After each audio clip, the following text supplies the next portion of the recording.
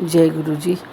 अभी ना मैं सो गई थी तो मैंने विज़न देखी कि एक बुटीक है, उसके बाहर ना बहुत भीड़ लगी हुई है। तो मैंने कहा कि पता नहीं यहाँ पर क्यों भीड़ लगी हुई है। तो किसी ने बोला गुरु जी का बर्थडे आ रहा है ना, बड़े मंदिर में बड़ा फंक्शन है, तो सब सूट सिलवाने आए हैं।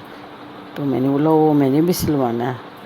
तो मैं अंदर गई, मैंने कहा ऐसे ऐसे गुरु जी का बर्थडे आ रहा है, बड़े मंदिर सूट सिलवाना है, मैं सिलवा लूँ। तो उन्होंने कहा अभी तो बहुत सारे लोगों के कपड़े आ गए हैं, आप रख दो, अगर टाइम मिला तो मैं सिल दूँगी। उसके बाद ना जैसे होता है, अभी मेरा काम नहीं हुआ तो हम भगवान से प्रे करने लगते हैं। तो मैं घर आती हूँ और आके गुरुजी को कहती हूँ, गुरुजी प्लीज़ मेरा सूट सिलवा दो, फंक्शन आ रहा है, टाइम बहुत कम है, हफ्ता रह गया और मुझे ना सूट पहनना है ये आपके बर्थडे वाले दिन। तो गुरुजी कहते हैं क्यों, क्या ज़रूरत है सूट सिलवाने की? सूट सिलवा कर वो आए जिसकी कर्म कट गए हैं। सूट सिलवाने का होता है मैं कर्म सिलता हूँ, इसलिए लोग मेरे हर फंक्शन में कपड़े बनवाते हैं कि हम नए नए कपड़े बनवाएंगे और हमारे कर्म सिल जाएंगे और हम गुरुजी के पास मतलब जाएंगे। तो मैं कहती हूँ अच्छा, इसका ये मतलब होता है, फिर तो ज़रूर सिलवाएंगे। कह रहे हैं हाँ, लोगों ने कह दिया है ना एक दूसरे को कि जब भी गुरु के लिए करोगे जो भी काम, उसका मतलब होता है कर्म सिलना। तो भगवान कर्म सिलता है, इसीलिए लोग फटाफट कपड़े बनवा रहे हैं। तो मैंने कहा अच्छा, ओ तो इससे खोता कुछ नहीं है। कह रहे हैं अगर नए कपड़े पहनने से कर्म कटते होते तो सारी दुनिया जितनी भी हैं, बहुत अमीर अमीर लोग हैं, उनके तो कर्म हमेशा कटे ही होने चाहिए।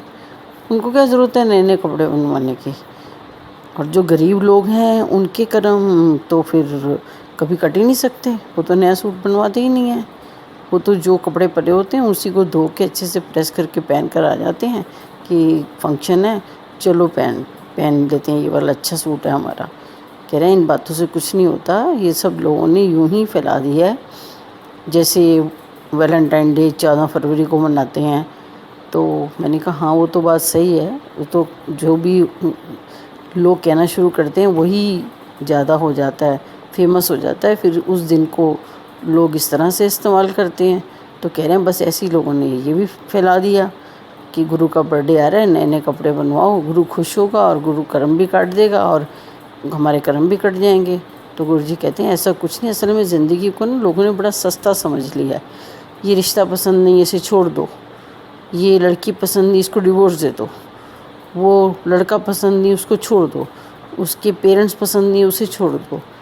कई बच्चे ऐसे हैं जो अपने पेरेंट्स के साथ रहना नहीं चाहते हैं, वो सोचते हैं इनकी नेचर हमें पसंद नहीं, इसे छोड़ दो। तो ये सब चीज़ें ना बहुत सस्ती हो गई हैं। रिश्ते नाते, जिसका जो मर्जी आता है वो नौकरी करता है, जिसको नौकरी पसंद नहीं आती वो छोड़ देता है, दूसरी ढूंढ लेंगे। किसी को नौकरी पसंद नहीं आती तो बिज़नेस कर लेता है, किसी को बिज़नेस पसंद नहीं आता तो नौकरी कर लेता है। तो मैंने कहा वो तो भी जब बंदे को कोई चीज़ पसंद नहीं आई तो गुरुजी सब बदलेंगे ही ना। तो कह तो रही हूँ, तो कहते हैं यही तो कह रहा हूँ, सब अपनी मर्ज़ी से सब त्यौहार मना रहे हैं, अपनी मर्ज़ी से अपनी ज़िंदगी चला रहे हैं। सस्ती है ना ज़िंदगी, क्या फ़र्क पड़ता है? ये नहीं पता कि ये जॉब लेने के लिए मैंने डिग्री ली है, अब मैं उसको इतने प्यार से आराम से संभाल के रखूँ कि सारी ज़िंदगी मुझे उससे अपना घर परिवार चलाना है। ये वाला समझ किसी को नहीं रही है। और शादी करी है तो इसका मतलब ये नहीं है कि इसके साथ ही मैंने सारी ज़िंदगी मेरी नहीं बनी तो मैंने छोड़ दिया, कोई और मिल जाएगी। नहीं मिल जाएगी तो क्या हो गया, हम अकेले रह लेंगे, वैसे भी लिविंग रिलेशनशिप सक्सेसफुल है, फ़ॉरेन चले जाएंगे, वहाँ जाके हम रहेंगे। कह रहे हैं सस्ती ज़िंदगी जिसने समझ रही है ना, उनके लिए कोई भी चीज़ मायने नहीं रखती है, किसी भी तरह की। पहले त्यौहार होते थे, दिवाली हुई, होली हुई, रक्षाबंधन हुआ, टीका हुआ या लोहड़ी हुई, ऐसे त्यौहार बड़े माने जाते थे और लोग खुशी खुशी इन त्योहारों पे नए नए कपड़े बनवाते थे, सब कुछ करते थे। आजकल क्या है, अगर हर ट्यूसडे कहीं जाना है तो हर ट्यूसडे नया कपड़ा बन जाता है, पैसा इजीली अवेलेबल है ना, तो इसलिए क्या फ़र्क पड़ता है, कभी भी बनवा लो। तो मैंने कहा हाँ वो बात तो सही है गुरुजी, पर ये सब चीज़ें कैसे? कहती यही इसीलिए तो मुझे सख्त कदम उठाने पड़ रहे हैं कि तुमने जिस तरह से ज़िंदगी को इतना आसान ले लिया है, ऐसे ही मैं भी आसान मैसेज दे रहा हूँ कि ये फॉलो कर लो तुमने जो ज़िंदगी आसान को कॉम्प्लिकेट कर दिया है, उससे तुम बाहर आ जाओगे। लेकिन मेरे जो बताए हुए आसान तरीके हैं वो इन्हें समझ नहीं आते हैं, क्योंकि वो क्या करना है, छोले खा ले, राजमा नहीं खाने, राजमा खा ले, चटनी खा ले, फलाना काम करेगा, वो वहाँ चला जाए, ये रंग पहन ले। मैंने जो मैसेज दिए ना वो भी बहुत छोटे हैं। जिस तरह से तुमने ज़िंदगी को बहुत छोटा आसान समझ लिया, मैं भी आसान मैसेज देता हूँ कि चलो तुम अपनी ज़िंदगी को एक किनारे पे ले आओ और अच्छे से जियो। इतना सस्ता कुछ भी नहीं है जितना सस्ता तुम लोगों ने बना दिया है। रिश्ते, जिन रिश्तों से घर चला करते थे, आजकल उस रिश्तों की कोई वैल्यू ही नहीं है। पेरेंट्स की कोई वैल्यू नहीं है और कई घरों में बच्चों की कोई वैल्यू नहीं है। बेबी नहीं हुआ कोई बात नहीं, अडॉप्ट कर लेते हैं। क्यों? अपने शरीर को तकलीफ़ क्यों दें? हमें शरीर को तकलीफ़ देने की ज़रूरत नहीं है। भगवान हमारे साथ है, उनकी परवरिश भी करनी है, वो भी एक सेवा है। तो सब अपने हिसाब से चल रहे हैं, कोई किसी का हिसाब लेके नहीं चल रहा। ना कोई संस्कार बचे हैं, ना कोई संस्कार आगे किसी को, जब बचे ही नहीं तो आगे किसी को कोई क्या देगा। तो मैं कहती हूँ गुरुजी पर अब ये सब कैसे रोकेंगे? कह रहे हैं मैं प्रैक्टिकल करके बता रहा हूँ ना, मैं बताऊँगा ना इन लोगों को कि इन सब चीज़ों को रोक अगर तुमने फैलाया भी इतनी जल्दी है तो मैं बहुत जल्दी इन सबको समेट भी लूँगा। चिंता मत करो, मैं आया इसीलिए हूँ। मैंने तो हर चीज़ का कोटा बांध दिया है। खुशी का इतना कोटा है, दुख का इतना कोटा है। ज़िंदगी तुम्हारी अपनी है, जैसे तुम चाहो वैसे चला लो। कोई जल्दी जल्दी ख़त्म कर लेता है, कोई आराम आराम से ख़त्म करता है। कईयों के पास दुख इतने आ जाती हैं कि उनसे संभलते नहीं हैं, तो वो दूसरी फरियाद करना शुरू कर देता है। इसलिए मेरे पास भी कोटे हैं, चिंता नहीं करो। मैं भी अपने हिसाब से पहले दुनिया को अच्छी तरह समझा सकूं, फिर मैं भी अपने हिसाब से दुनिया को चलाऊंगा। तुम बेफिक्र रहो और देखो मैं भी क्या क्या करता हूँ। इतनी सस्ती ज़िंदगी कर दी है, इतनी सस्ती। ये चीज़ पसंद नहीं है, किसी के पास लाइसेंस नहीं है तो दूसरे आदमी ने मांगा तो उसको गोली मार दी। किसी फ्रेंड को पास डिग्री नहीं है, उसने दूसरे को कुंदक दिखाई तो उसने उसको गोली मार दी। क्यों? इतना सस्ता, सब कुछ सस्ता हो गया। जल प्रसाद है ना, जल प्रसाद, वो बहुत बड़ा प्रसाद है।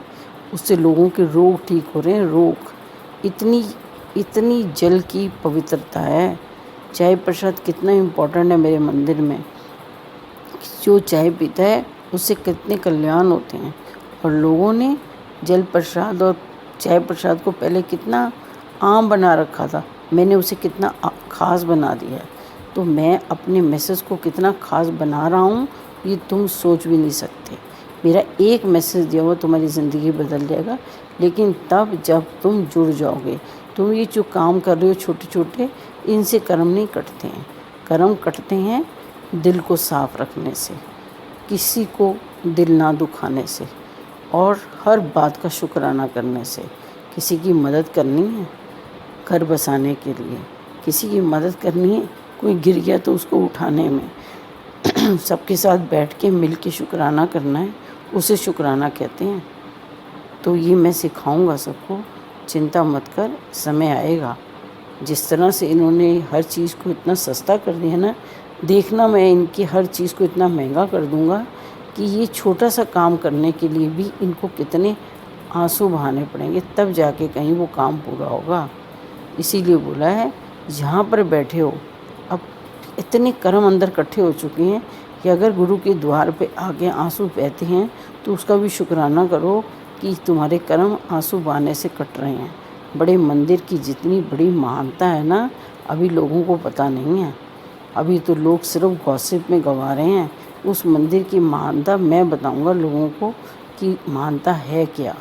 देखो, धीरे धीरे देखो, मेरा तरीका बहुत अलग है।